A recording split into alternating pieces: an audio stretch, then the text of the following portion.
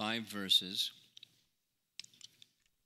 and it's challenging philosophy, and it's after breakfast. So I should have told you, don't eat a big breakfast. Because then your mind might be sluggish. A sluggish mind isn't going to be able to follow all this. But here we go. Breakfast, big or small. I need the other slide changer.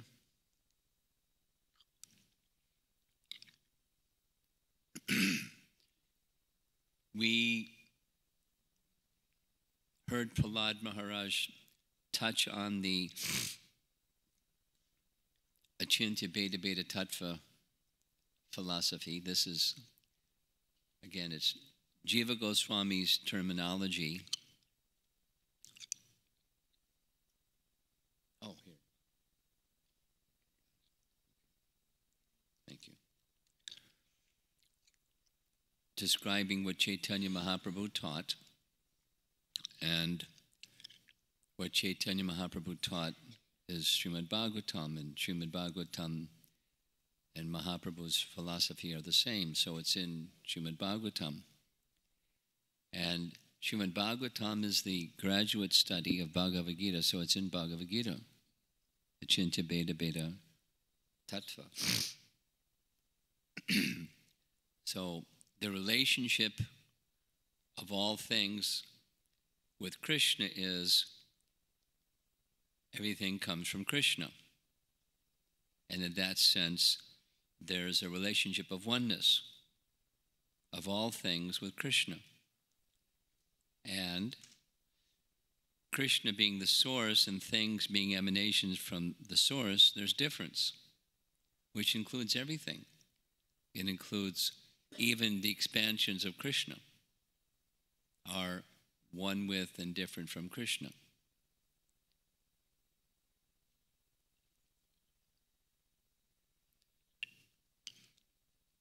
So if you were Prahlada Maharaj and you had been given a service assignment to teach bhakti, how would you do it? Well, one of the things that he's doing is bhakti has both of these elements of difference and non-difference. So we heard, some of you were not with us perhaps, but we heard Prahlad emphasizing the oneness aspect of all things with Krishna or the Supreme Lord, and therefore the only way to get free from the influence of his energy was taking shelter of him, because he's in control of it and it's his. And he's not, so take shelter of him. That's how.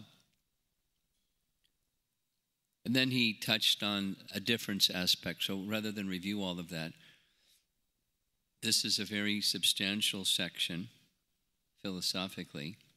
And so we're going to go through, I'll say ahead of time, there's 2 similar references to what we're going to be hearing. One is from Bhagavad Gita, the verses 4 through 10. We're not going to cover all of them, but the essential concept. So this is a Bhagavad Gita class in one sense. Our acharyas call this Aishvarya Gyan, knowledge of a feature of Krishna's opulence, and that is his relationship with the material world. It's not easy to understand. Theologies are all over the place with the relationship between the material world and the source of the material world.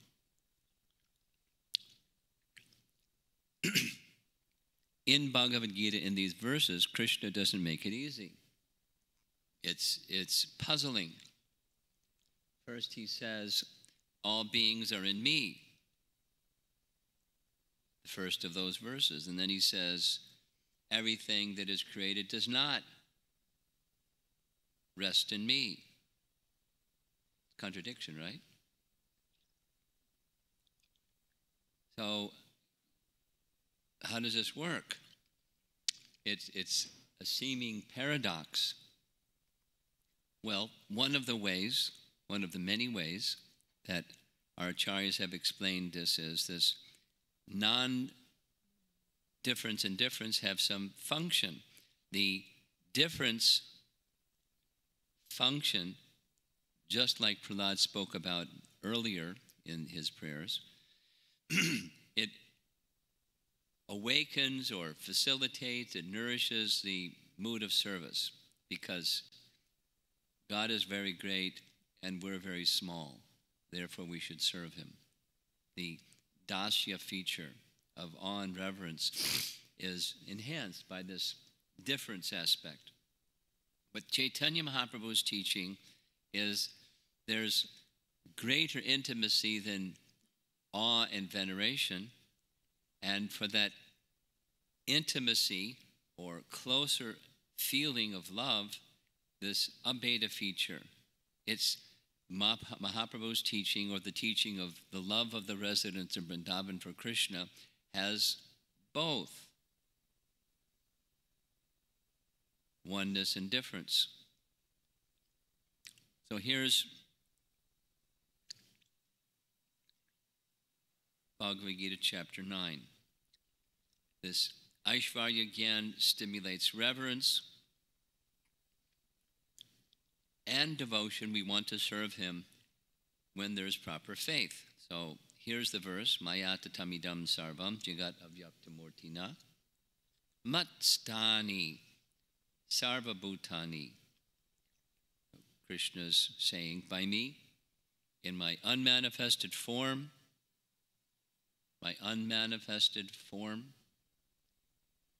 this entire universe is pervaded. All beings are in me, but I am not in them. So, some explanation of this avyakta murti, Baladev in his commentary writes, I pervade this whole universe in my form, which is invisible to materialize, and simultaneously all entities are within me, but I am not in them. And he gives the example of sunshine. So many things are resting in the sunshine, which is all pervasive. There's some sunshine. So many things situated in the sunshine. And in Chaitanya Charitamrita, there's another reference to this Bhagavad Gita verse. Therefore, material senses cannot appreciate Krishna's holy name, form, qualities, and pastimes. When a conditioned soul is awakened to Krishna consciousness and renders service by using his tongue to chant the Lord's holy name and taste the remnants of the Lord's food, the tongue is purified, spiritualized, like our earlier discussion. And one gradually comes to understand who Krishna really is. Here's two children. They're looking through microscopes, or magnifying glasses rather, looking at nature. And they're looking for God. Is God in this flower? Or is God in this leaf? And where do I find God? He's all pervasive in his avyakta murti. Everything is resting in the sunshine. Everything is resting in Krishna. I want to get to the verses, but the concept is very important. So just touch on a topic that's from Kapila Dev's teaching. In Kapila Dev's teaching, he explains the all-pervasiveness of the personality of Godhead, and Prabhupada, this is this avyakta murti, it's He's all-pervasive in three ways. One, his energy. Two, Brahman. Three, Paramatma. And all three are resting on Krishna. His material energy, Brahman, and Paramatma. He's the Pratishta of all. Paramatma is his expansion. His expansion comes from him. Prakriti comes from him. Brahman is resting upon him. So who sees him? We may not see him. So the explanation given is, even in false ego, he can be seen. Meaning, that's the subtlest of material elements. And then all other material elements. So within the element, we see the element, but we should know behind the element, the unseen support of the element is Krishna. We'll say it again slightly differently.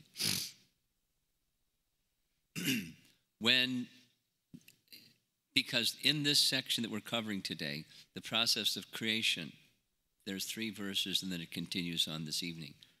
In the process of creation, who does it? Lord Vishnu does. He glances over the totality of material energy in its undifferentiated form, pradhan. And the time energy is carried with his glance, and the time energy agitates pradhan along with the living entity, and then things start to separate out, the elements. So the first of them is false ego. So false ego doesn't separate out. It's his reflected energy. There's Rama Devi and the reflection of Rama Devi, Chaya Devi, his energy and the reflection of his energy, which is agitated by his glance, and the elements separate out. So within false ego and the whole shebang, Krishna is there. Now we don't see false ego, but we see other elements, earth, water, fire, air. We don't see sky. Earth, water, fire. We can see the influence of sky as it blows leaves and creates hurricanes and things.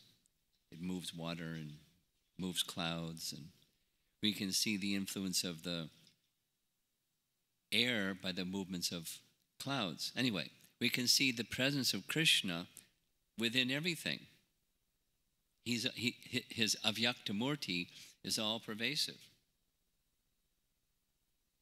Through his Prakriti, through Brahman, through Paramatma. He's everywhere. Just like Prahlada said to Hiranyakashipu, whoa, where is Vishnu? He's everywhere.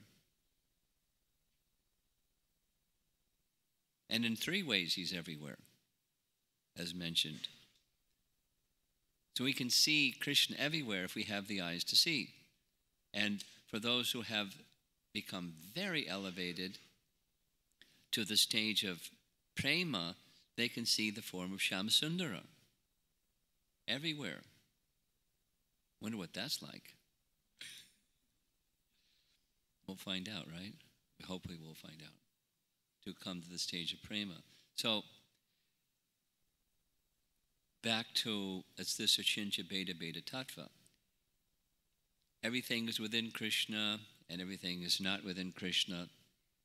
He's pervasive everywhere through his impersonal feature.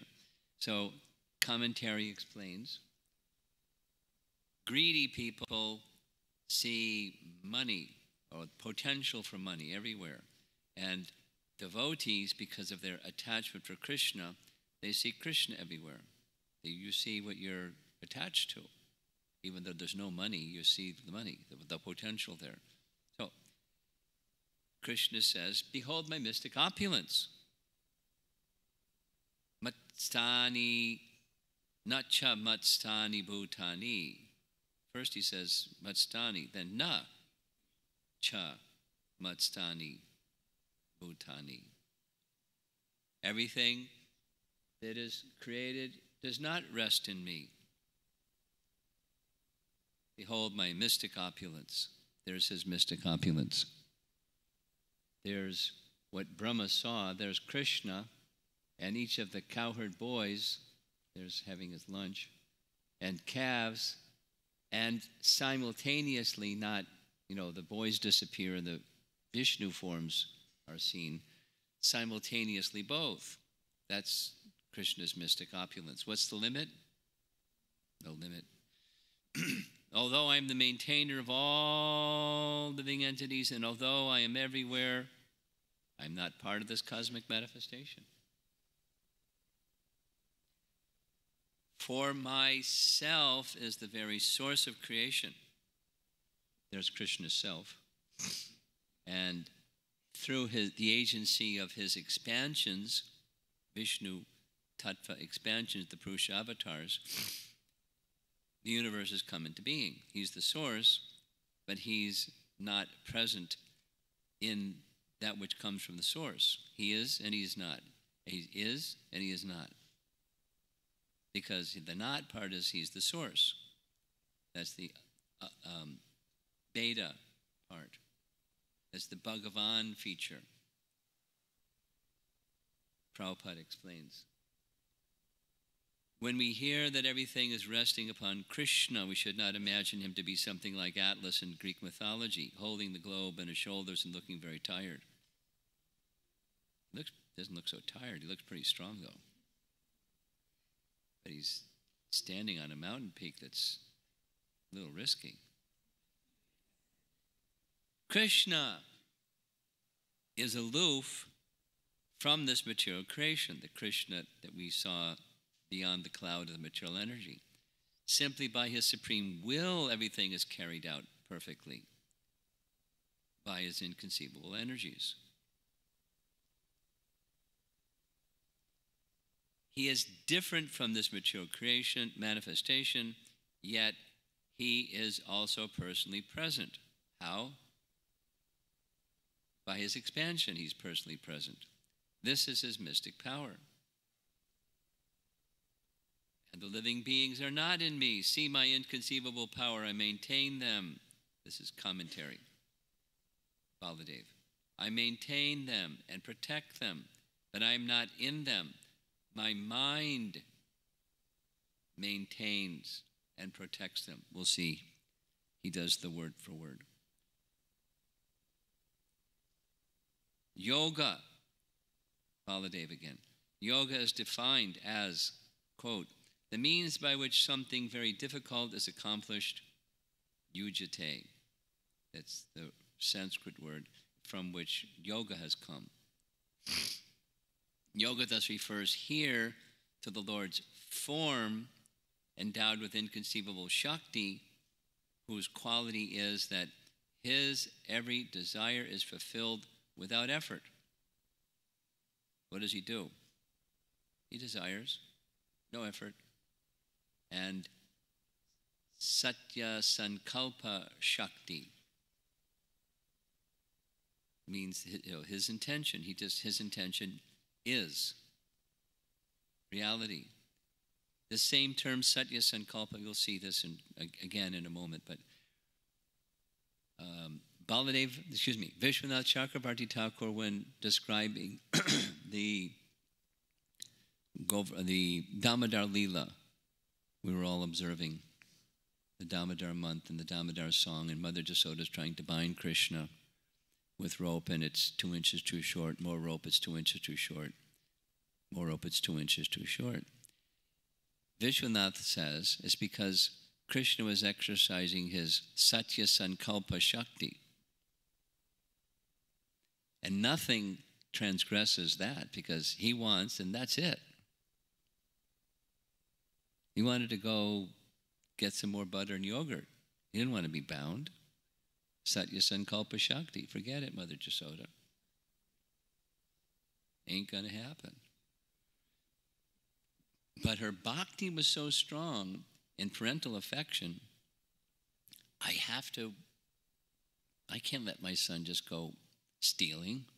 Well, if he grows up as a thief, it's my motherly love. I have to discipline him. So he withdraws his Satya Sankalpa Shakti and extends his Kripa Shakti. Same message.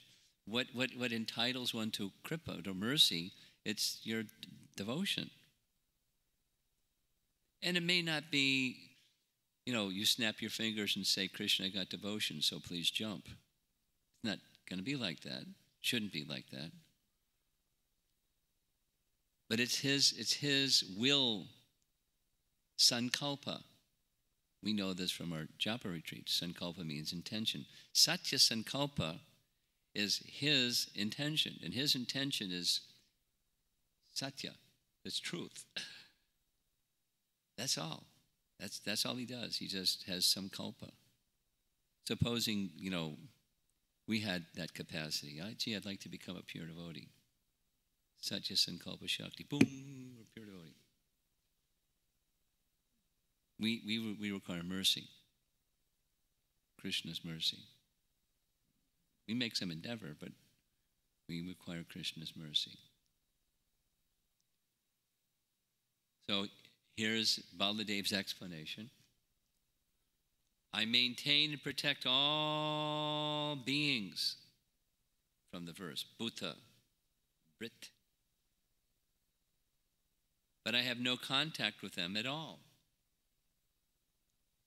Because my mind, mama atma, takes care of them. Bhuta, bhavana. This is an explanation of these verses that are explaining the difference and non-difference of Krishna with the cosmic manifestation, the material creation.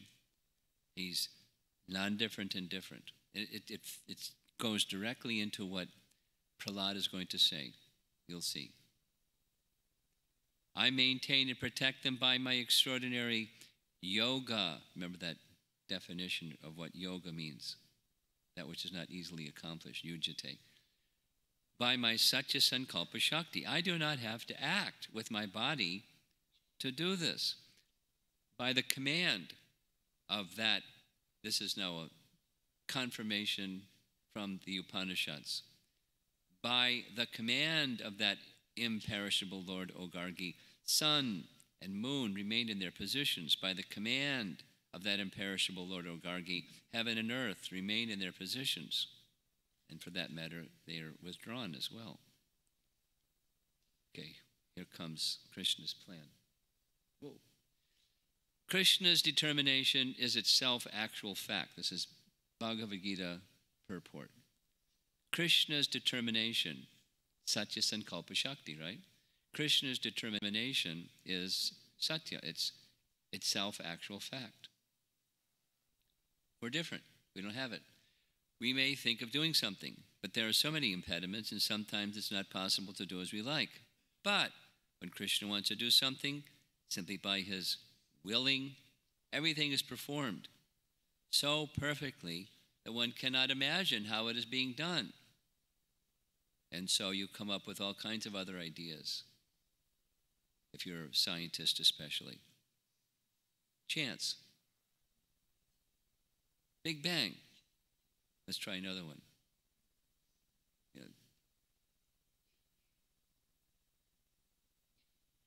Oh. That's Bhagavad Gita's Chincha Beta Beta Tattva. Now here comes Prahlada's graduate study of Chincha Beta Beta Tattva. The oneness of all things with Krishna. And then comes his Beta. So it starts with a Beta. So Krishna alone exists in all phases of time. We have to bear in mind, so I'm reminding you, that time is essential. Time as we know it is essential for events, as we know events. There's another kind of events, timeless ones, that these are the reflection of, but these events that we're familiar with, it requires time. In all phases of time, Krishna alone exists. Now, those of you that are This is a second reference, Bhagavatam reference. Previous was those verses of chapter 9 Bhagavad Gita. One of the Bhagavatam references here is there are 4 verses in the entire 18,000 verses of Srimad Bhagavatam that are essential. The Chatur Shloki, and this is one of them. The first of them, actually. Aham evasam evagre, very famous verse. Prior to the cosmic manifestation, aham, I alone exist. And no phenomena exist, either gross or subtle or primordial. After creation, only I exist. In everything, in everything. And after annihilation, I alone remain eternally. So reality, this is the Abheda aspect of the Supreme Lord. Everything has this feature of oneness with Him. And similarly, taking that essential verse of the entire Srimad Bhagavatam, Prahlad's going to teach it in 2 verses and then expand it in another 5. So it starts with this phrase, Ekas Tvam Eva Jagat. Jagat, we know, that means universe or cosmic manifestation. Eka means one. Tvam means you. You alone exist within this universe. You alone manifest yourself as the universe, the feature of oneness. That's what this verse is saying. Here's the translation. My dear Lord, you alone manifest yourself as the entire cosmic manifestation, for you existed before the creation, you exist after the annihilation, and you are the maintainer between the beginning and the end. All this is done by your external energy through actions and reactions of the 3 modes of material nature. Therefore, whatever exists externally and internally is you alone, not just yours, but you. There's also the yours part, but this is the you part. And here's Prabhupada explaining this in the purport. The activities of the Lord are transcendental. All of these have to do with the cosmic manifestation or creation. All these verses that this morning or this midday and then this evening as well. What's his relationship with everything? Understanding it permits one to engage in devotional service and to spiritualize everything. Because he's already spoken about spiritualizing everything. Or Prabhupada's purport did. To create this cosmic manifestation, Govinda expands his external energy and enters into everything in this universe, and in this way, he exists in the entire cosmic manifestation. So here is this phrase again, Ekas Tvam Eva Jagat Etam. You are everything. Similar, Chandogya Upanishad, famous for the impersonalists, Sarvam Kalv Idam Brahma. Look that word up in folio or word search in Prabhupada's writings, and you'll find it many, many times, and he explains it many, many times. Jiva Goswami explains it many, many times. And the Bhagavatam is a commentary on Vedanta Sutra, explaining it many, many times. Here's one of those explanations. Just as the energy and energetic are one, so everything is one. And different. The energy is not the energetic. Continuing, while everything is one with Krishna, Krishna remains aloof, just as he says in chapter 9 Bhagavad Gita. And in this verse, text 31, we're going to go through up to 34, so after breakfast and Hope you're not too sleepy. Your brain is not sluggish because it's subtle. In the verse itself, there's this comparison between a seed and the tree that comes from the seed. One is the cause and the other is effect. And once the tree is grown, you don't see the seed from which the tree grew anymore. And similarly, Krishna is the source of everything. We don't see Krishna. We see everything that comes from Krishna. It doesn't mean it didn't come from Krishna. Or another is Madhvacharya explaining a tree and a tree that's on fire. It's the same tree. Phases of time are differentiating one state and another state, that's all. And similarly, phases of time being under the control of the Supreme Lord, time is different from him, and the influences that time acts make things different from him. So what are we doing? Non-different, then different simultaneously. Prahlada is giving a little class on Achintya Bheda Bheda Tattva. So, Sadasad Isha Bhavangs Tato Nyo.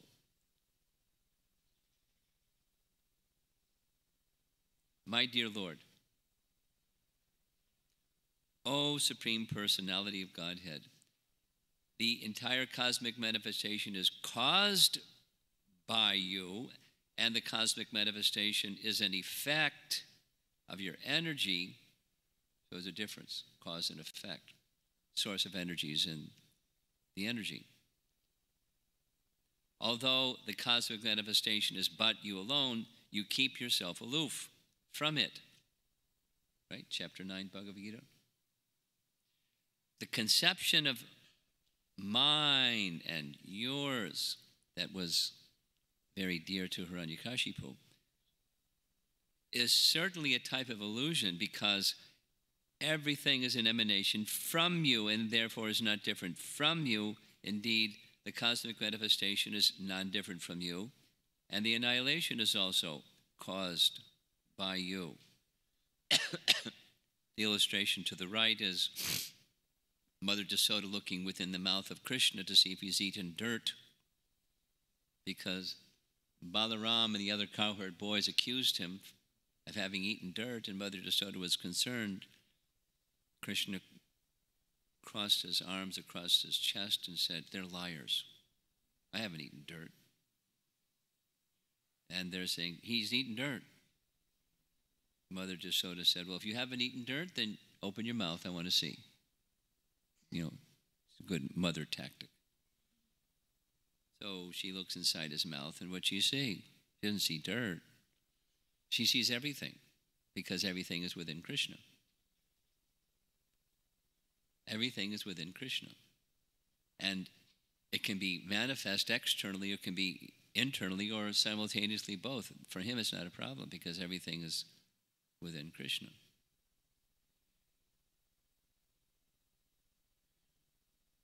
Part of the translation reads this: the relationship between your lordship and the cosmic and the cosmos is illustrated by the example of the seed and the tree, or the subtle cause and the gross manifestation. So, there's pictures of some trees. The seed from which the tree grow, you can't see anymore, because the cause is now transformed into the effect. So it's not a one-to-one correlation between the two, but Krishna being the seed or the source of everything, we don't see the source of everything within everything. Or another example that's given. This is in the purport. Everything exists in time.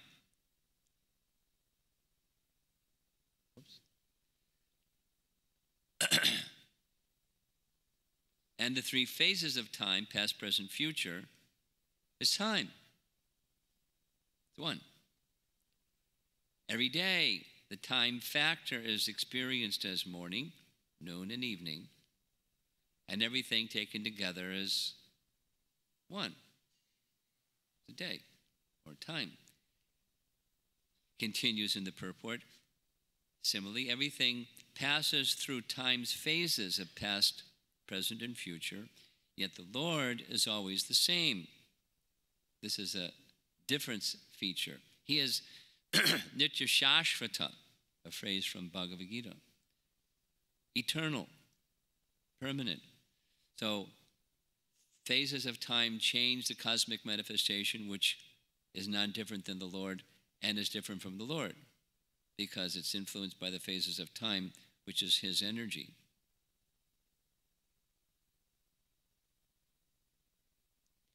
All this is just different ways of explaining Achintya Bheda Bheda Tattva philosophy, the relationship of all things with Krishna. And he's dealing, Prahlada's, he's a spiritual scientist. He's dealing with something besides Big Bang. He's explaining how things come into being.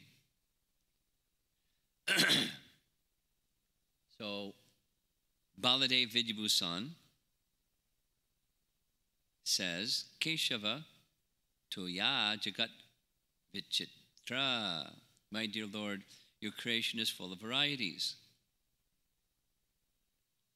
There's no difference between one thing and another thing, yet in varieties there are differences. Non-different, different. Non-different, different. Of all things. Madhvacharya gives this example of a tree. Look at that, a Christmas tree. And then when it's all over, they burn the Christmas tree. Or just leave it out on the sidewalk until the sanitation people come along. They've had piles of leaves out here that sanitation is supposed to pick up, and they never picked it up. I don't know what's going on. Anyway. Madhvacharya gives this example of a tree and a tree that's on fire. Both trees are the same, but because of phases of time, they look different. The time factor, this is important, the time factor being under the control of the Supreme Lord is therefore different from the Supreme Lord. But we also hear time I am, non-difference and difference. All things have this relationship. And where is this all going? The advanced devotee doesn't distinguish between happiness and distress. Look at Prahlada,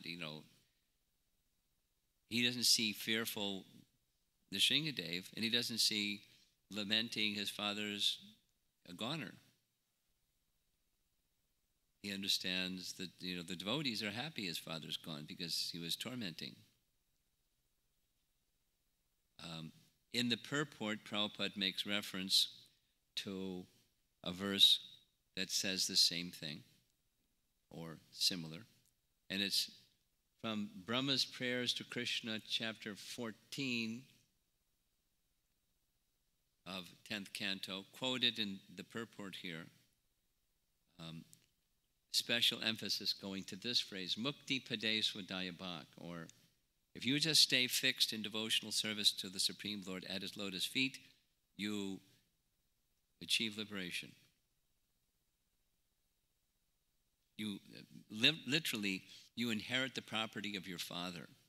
That's what it means. Mukti Pade Swadaya Bhak. Daya Bhak is you will receive an inheritance.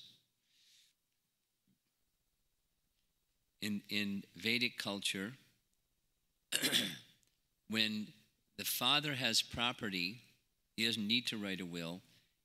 The son inherits the property of the father. He also inherits the debts of the father. So, not a good idea to leave debts, because then your eldest son will inherit your debts as well as your property.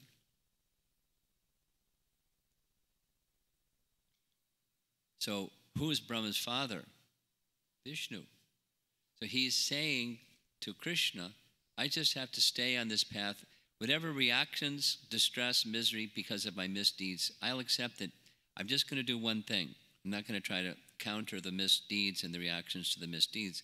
I'm just going to do one thing. What's that one thing? Stay fixed in service to your lotus feet.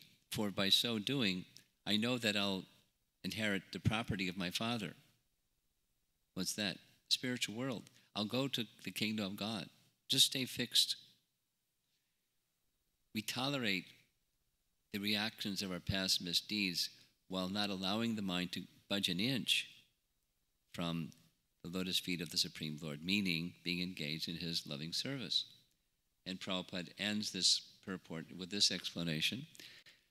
A son inherits the property of his father. Similarly, when the devotee is fully Krishna conscious, undisturbed by dualities, he is sure that he will return home, back to Godhead, just as one inherits his father's property.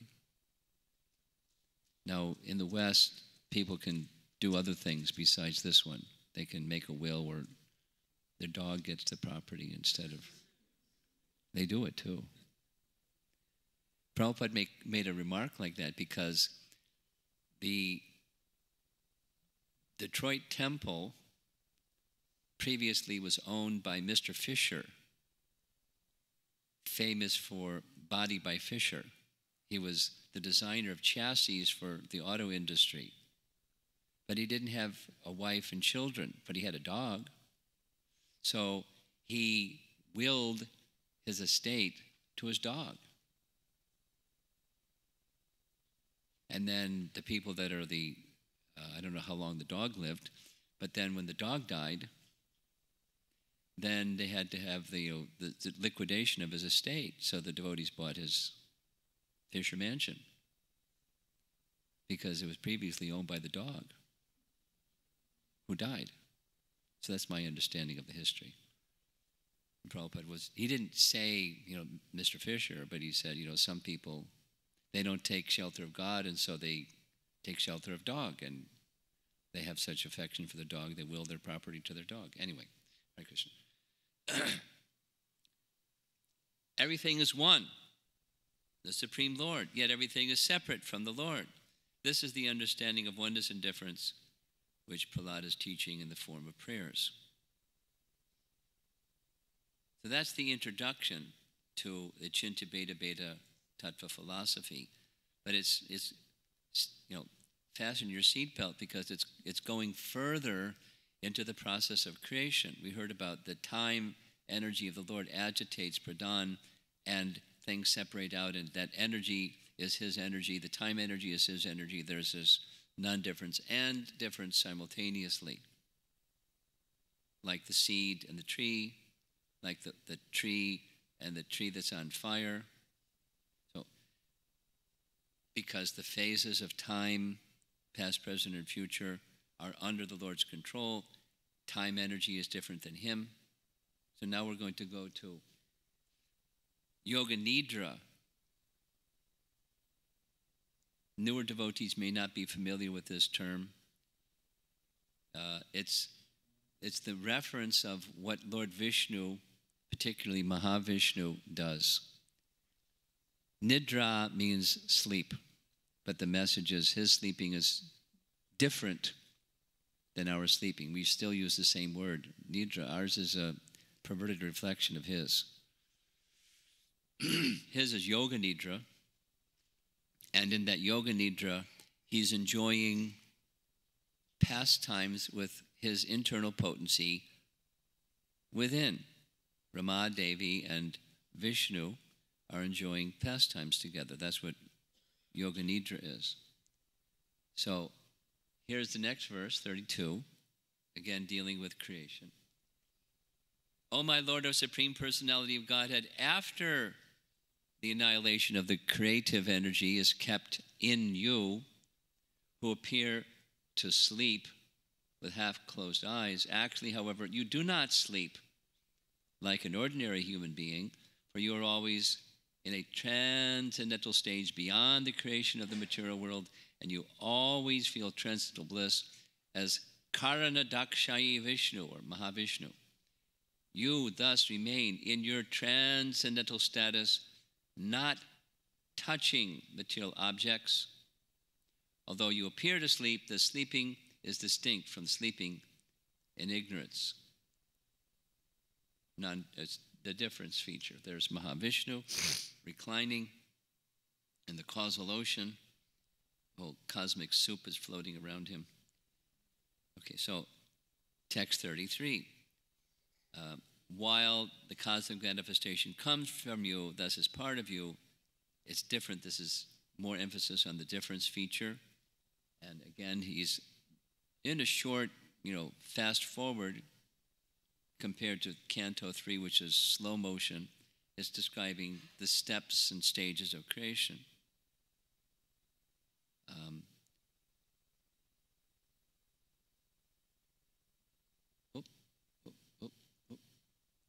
There we go.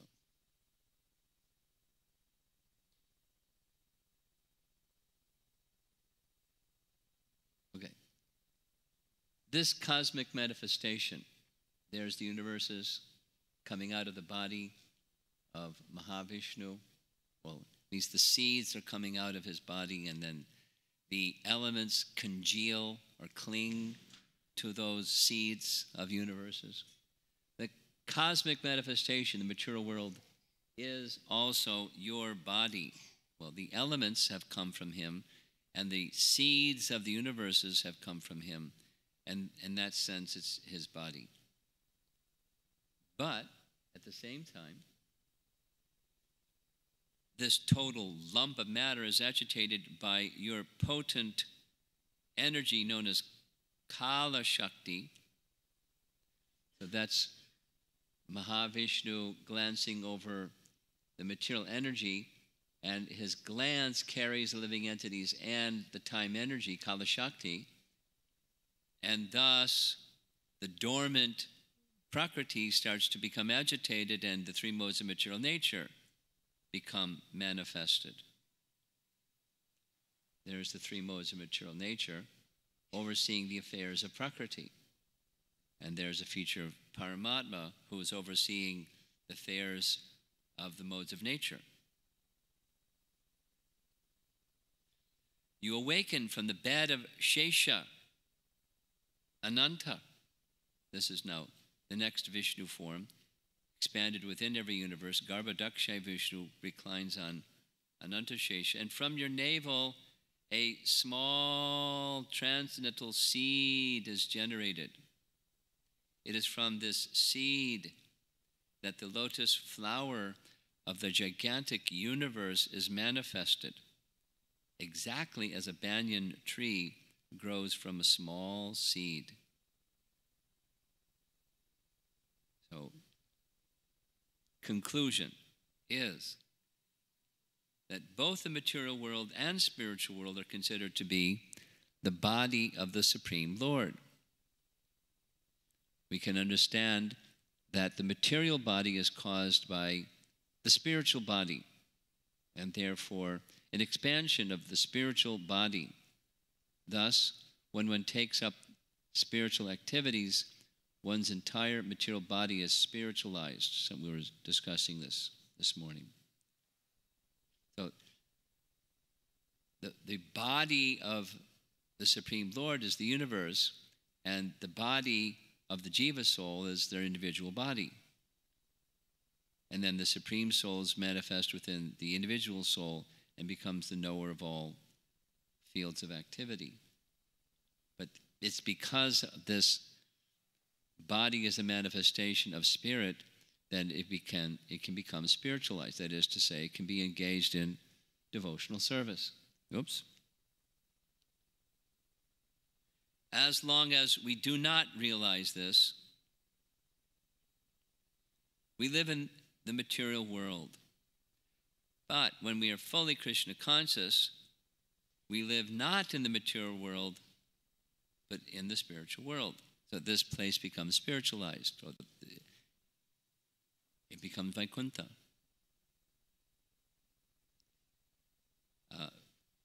Simple distinction. Material pleasure means pleasure of the senses. Spiritual pleasure means pleasure of Krishna's senses.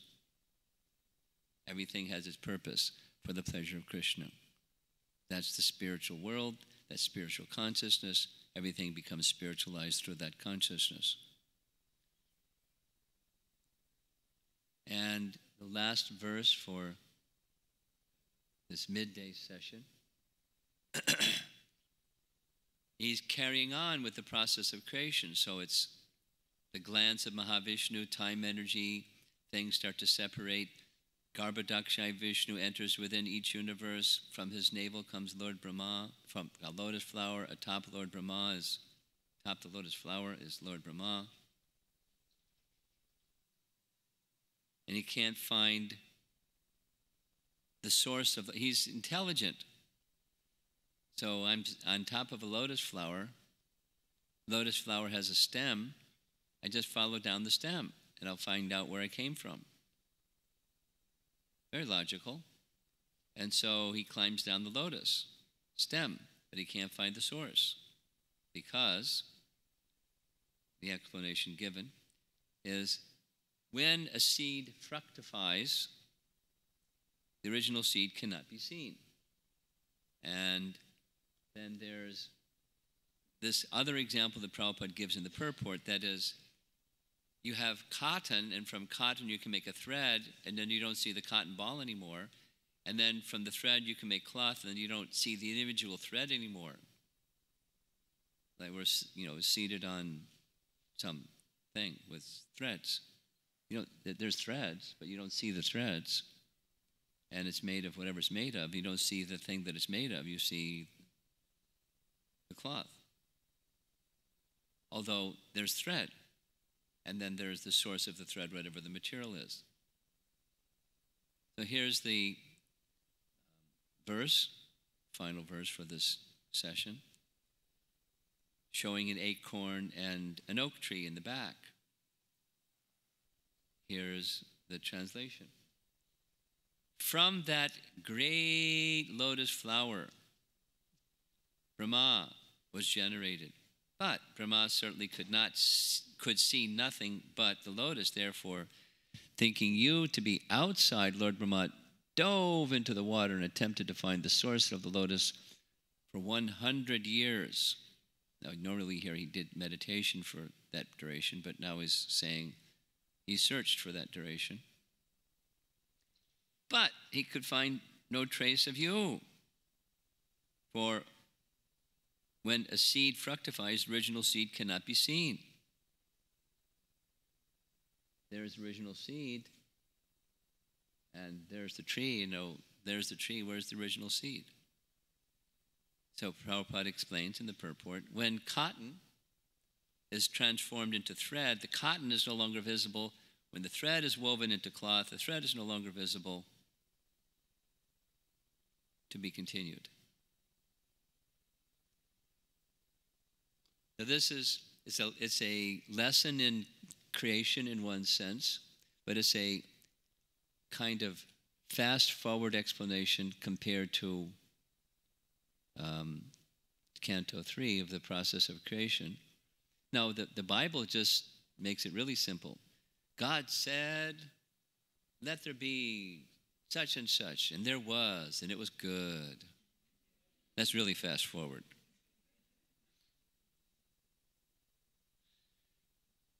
But it's the same principle, his Icha Shakti, his desire potency, Satya Sankalpa Shakti. He said, didn't even have to say, just thought it. He desired it. And it was good. So now it's stages, hearing his desire, and then the energies are moving, and we're hearing something about his energies moving. And then his expansions, Mahavishnu, Garbhodakshai Vishnu. We're going to hear about Paramatma, the Kshirodakshay Vishnu. Prahlad's 6 years old, and he understands all this. He didn't hear it from Sanda and Marka in Asura Kula. He didn't hear it there. He heard it from Narada. And he didn't forget because has this capacity for remembrance because he heard very, very well. It's one of the qualities of intelligence or characteristics of intelligence is good memory. So those of us that have a bad memory says something. Especially when you get older, memory goes, phew.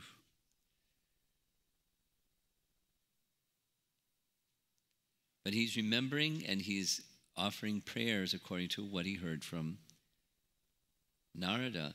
And it's on this basis that he's his devotee, the Lord Vishnu devotee. and nothing else. And how does he know all this? From Narada, and so there's nothing else. Narada and the Supreme Lord. No, we're going to hear, it's not like I don't care about anybody else, it's just me and Vishnu. See you guys later. He has compassion for all living entities. It's just part of being a devotee. We discussed this. We'll discuss it again. He has great compassion. Amazing compassion. Like Haridas Thakur, wanting the deliverance of all living entities. Haridas, when Lord Chaitanya said, Haridas, it's no surprise you're speaking this way. You are non-different from Prahlada Maharaj. So it's when Haridas is being asked by Chaitanya Mahaprabhu, I'm in anxiety. Lord Chaitanya, how can I deliver the non-devotees? And he said, you've already delivered them. Just by your coming into this world, you've delivered them. And Lord Chaitanya said, Haridas, consider what you're saying. I see so many living entities. I see so many trees and animals and birds. And Haridas says, it's true. You delivered them all, and then the non-moving living entities took their place. How does he know that? Because he's Haridas. And Haridas is wishing the deliverance of everyone. And so, no surprise that you're speaking this way. You're none different than Prahlada Maharaj. So both are. Haridas was not like super scholar, learned in that sense, but he had realization of everything. And Prahlada is just a little boy that didn't have any teachings other than Narada's teachings, and bad association other than that one good association in this lifetime as Prahlada. But he's fixed. And we're not of Prahlada's caliber, but we have plenty of opportunity to hear from our founder Acharya and read his books, and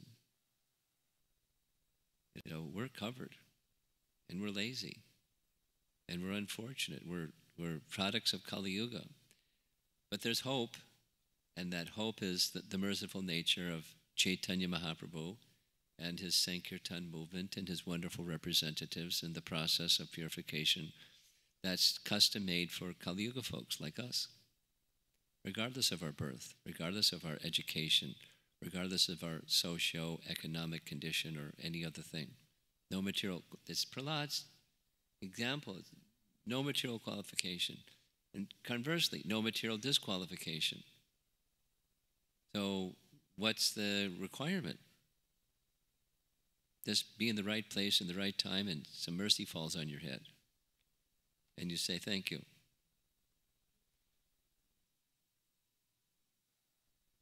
And then continue having the downpouring of mercy only, through your ears and into your heart and into your life, and continue and apply and live the life of devotion and gradually mature in devotional service. Continue hearing, continue chanting, continue worshiping in this way, following in the footsteps of personalities like Prahlada. Just keep going. Whatever the obstacle is, keep going with faith in the hearing and chanting process in good association, careful to avoid offense.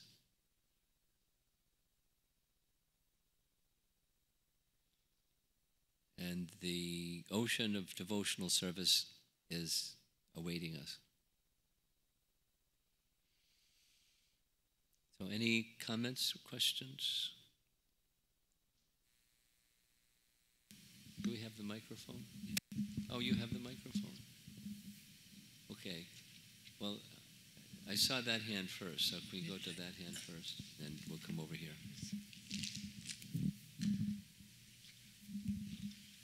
Hare Krishna Maharaj. I got lost at the part where you explained that Krishna is simultaneously different and non-different from his energies, and then you showed a slide that stated that a devotee therefore A devotee what? that the devotee doesn't make a distinction between happiness or distress, something like that. That's Prabhupada in his purport. So it's the emphasis there is on the non-difference feature, and for the devotee who is in the, because non-difference enhances this dasya. We're qualitatively like Krishna, so I belong to Krishna, and but he is very great. There's a difference in that sense. He's very great, I'm very small, therefore I should serve him. So I'm serving him, and while I'm serving him, whatever the circumstance, because everything is from him, it's from him, it's his, and so I accept it. Good fortune, ill fortune. I accept it. My position is not the temporary good fortune, ill fortune. My position is the eternal, I'm his servant, and let me just stay fixed in his service. Therefore, so what flows next is just stay engaged in his service, the verse of Lord Brahma, and you'll go back to Godhead. Just good fortune, ill fortune. We see it with equal disposition, or one who's fixed in the mood of service to Krishna sees with equal disposition. It's not like, oh, bring on the ill fortune. And this good fortune, get rid of it. It's you're neutral. It says service or different circumstances of service. And by staying fixed like that, the indifference goes to the circumstance because focus goes to the position of service. Duality is something we can transcend, if not at least tolerate, because of something that's higher and more important, the position of service. So here's a position of service Krishna is providing me. It's not my favorite on the menu list of circumstances, but it's what Krishna has provided me. And so it's just an opportunity for service. That's the spirit that is being expressed in the verse, and Prabhupada is illustrating it that way.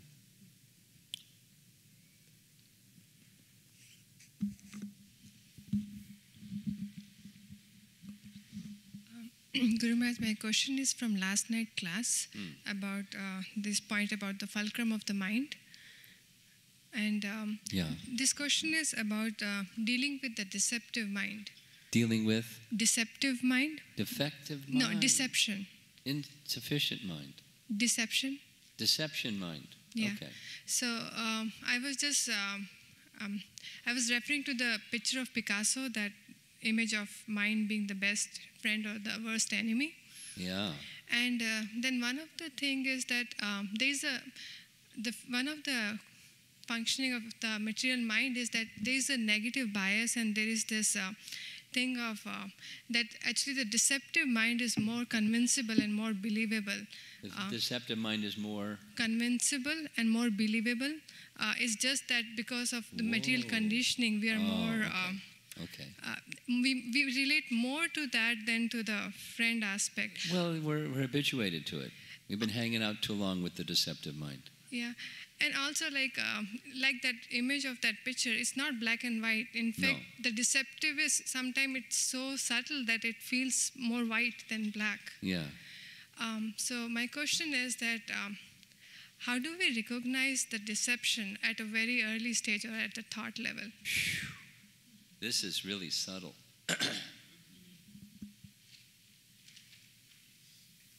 Without purity, it's not going to be possible. We can receive guidance through Scripture, but still, there's the introspection factor when you take Scripture, and we can, interpret Scripture or perceive the scriptural indication according to the deceptive mind.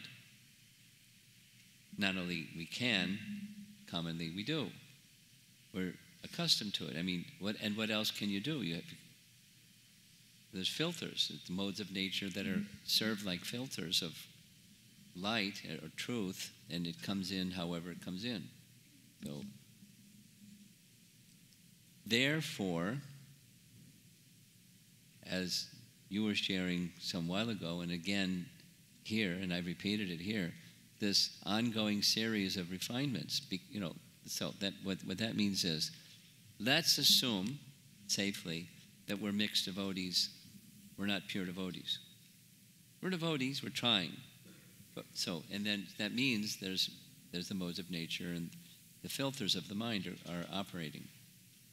Therefore, it's a sincere desire, lots of prayer, and an ongoing sincere desire for purification. And as purification takes place, then a refinement, or a realignment, or adjustment of, in response to your question. So specific to your question, deception is going on. Reality, to some extent, is also going on. And how do I discern? Well, I have to work with what I have to work with. I have to begin somewhere.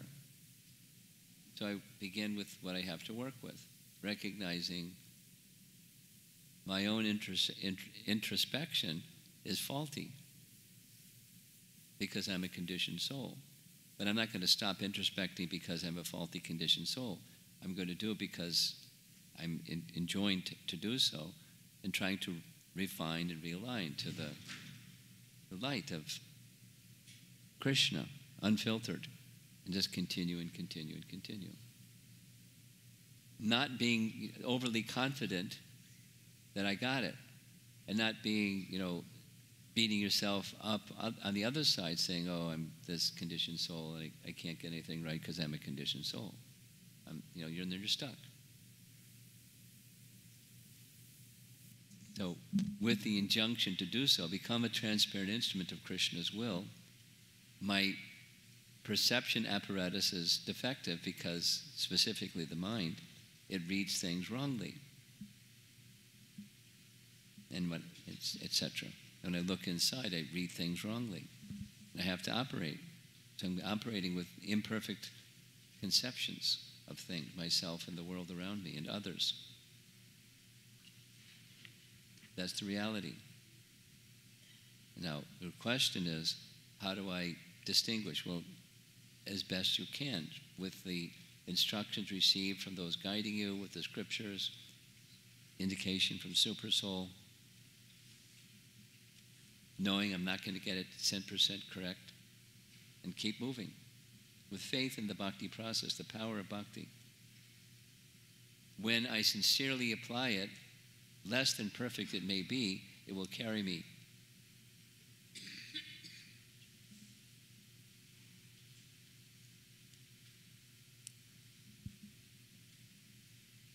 And stay always in good association. Be careful to avoid offense in that good association.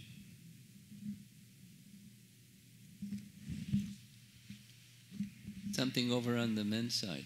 Yes, in the front, and then right behind him. Guru Maharaj, my question is, everything, both spiritual and material world, are emanations from the Supreme Lord. So when something is emanated from the spiritual, it should be of nature spirit. It should be? It should be spiritual in nature when something is emanated from something spiritual, because Lord is also... How can you get material coming from something spiritual? That's what you're saying? Yeah. Yes, Prabhu. Well, what does material mean? One definition is seeing something separate from Krishna, that's material. Seeing the same thing in relation to Krishna, that's spiritual. So now how can seeing things separate from Krishna come about from Krishna? Well, it's one of his potencies. Because everything is within Krishna, including the deluding potency. It's within Krishna. And Krishna awards the diluting potency for those that want to be diluted. I mean, not exactly want to be diluted, but we want enjoyment separate from Krishna, which doesn't exist, which is only possible when one is diluted. So Krishna gives that energy. He can withdraw it, but it's within Krishna. Everything is within Krishna, including the diluting potency. So only out of illusion we are thinking there is something called matter is there. Otherwise, no, it's real. Prakriti is real. Seeing it separate from Krishna, that's illusory. Thank you, Maharaj. Yeah. Hare Krishna, Guru Maharaj. Thank you very much. Maharaj, this question is from the yesterday class. You got to speak clearer. Like this. Keep going. Because of Abheda Tattva, Lord is representing as a time. This was from the 7.9.22 from yesterday's class. So I can't follow. You follow what he's saying? Try again. Okay.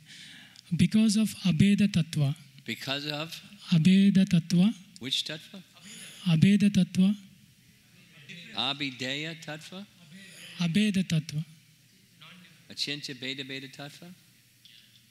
Because of Achintya tattva or Achintya Beda Beda tattva? Because of, we have both, Beda, Abheda. So I'm talking about Abheda. Okay, because of the non-difference of things with Krishna. So Lord is represented as a time. In the purport it was saying. So I'm just trying to understand. It's one of his energies and therefore Abheda. Time is one of his energies and therefore non-different than him. That's what you're saying here? So is that what you're saying or no? Yes, I'm trying. Okay. Yes. So now? So could you explain it further, like how the Abheda Tattva makes the to think that Lord is representative of time? So I'm trying to establish the link. What is? Well, time. I'm seated way over here, and you're way over there, so we can't shake hands. But supposing I get a stick and put on the end of the stick a glove, and I extend the glove and we shake hands. So it's not we're not shaking hands, but you're shaking hands with the glove at the end of the stick. So the glove at the end of the stick is the instrument of the hand. Yeah. The instrument acts on behalf of the one wielding the instrument. Time acts as the instrument of Krishna. In that sense, none different than Krishna.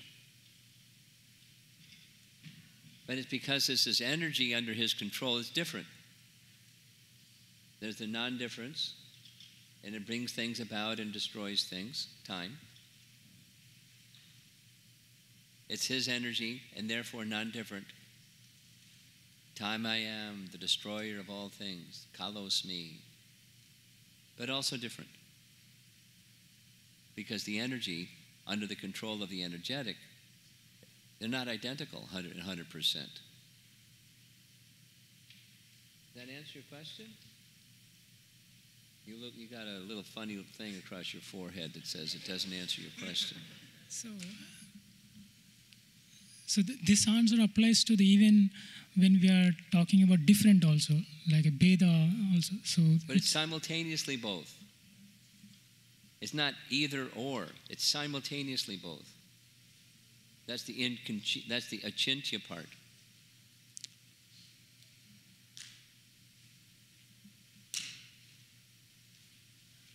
No.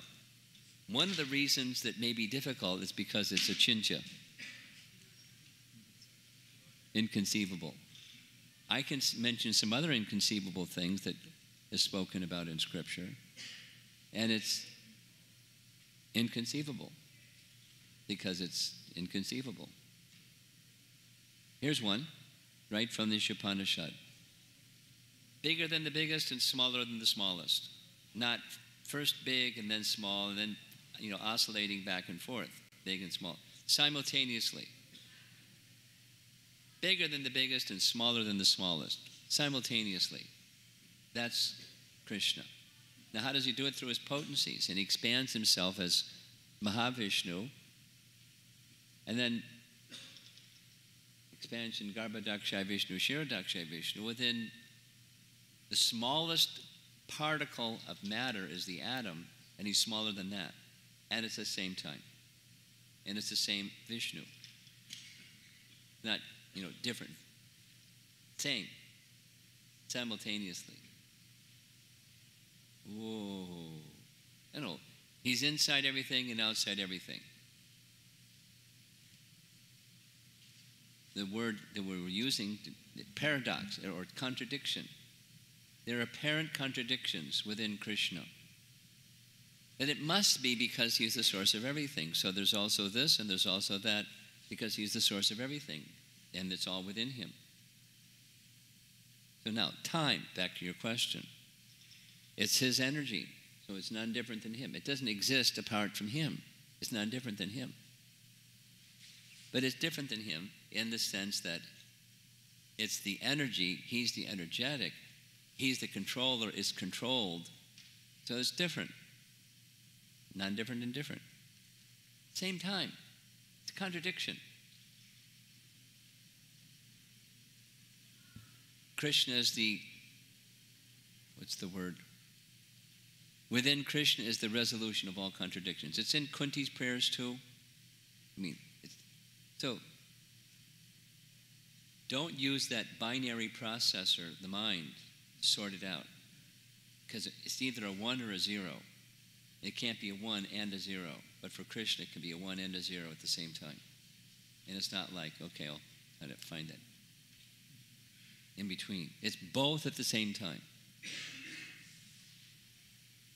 And the binary processor can't fathom it because it's a binary processor.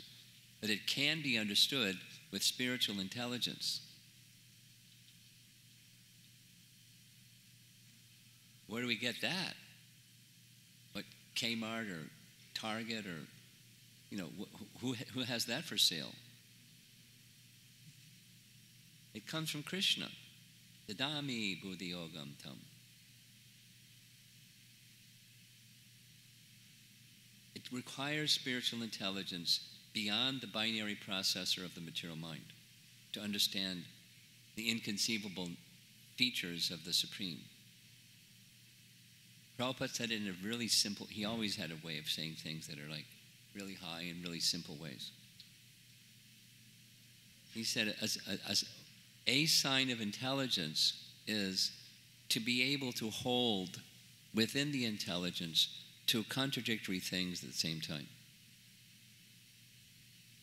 That's intelligence. That's a sign, not the, but it's a sign of intelligence. IQ, the material IQ tests are to examine your ability to discriminate one thing from another thing. That's what the intelligence does. It discerns differences between one thing and another thing. Look at IQ tests, and that's what they're doing. There's another kind of intelligence, to be able to see both things at the same time. Within there's differences, there's samenesses at the same time. And that's spiritual intelligence, specifically in relation to the Supreme Spirit and how he is what he is and how he does what he does and everything.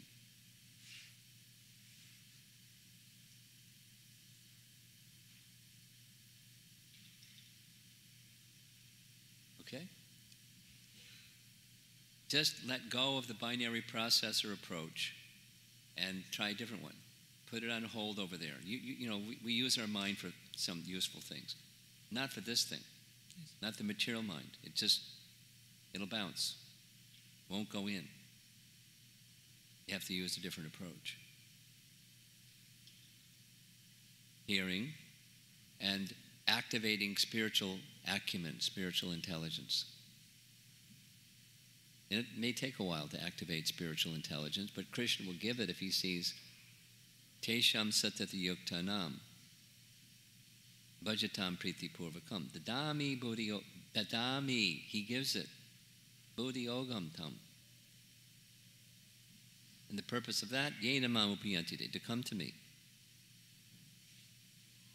So be patient. Put on hold the binary processor approach to understand transcendence and try the bhakti process instead. Different approach. But it gives clarity of understanding, as Krishna says in Bhagavad Gita, by direct perception. Pratyaksha avagamam dharmyam susukham. Very pleasing. Different approach. And that's his introduction to the most confidential knowledge. You won't understand most confidential knowledge with the binary processor. It just will bounce.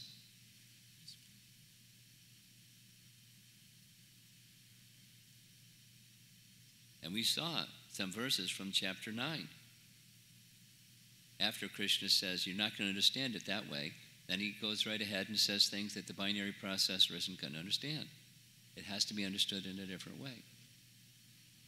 And Prahlada is giving some of that understanding. Okay. I think I'm going to end because the kids are ready. It's drama time. Now, while they're getting ready, we'll give a microphone to the organizers, but the kids have really been worked up and enthused, and they want to entertain y'all. So be attentive while they do their thing. You want this? There's a portable microphone. Give her that one. Can you give it to her?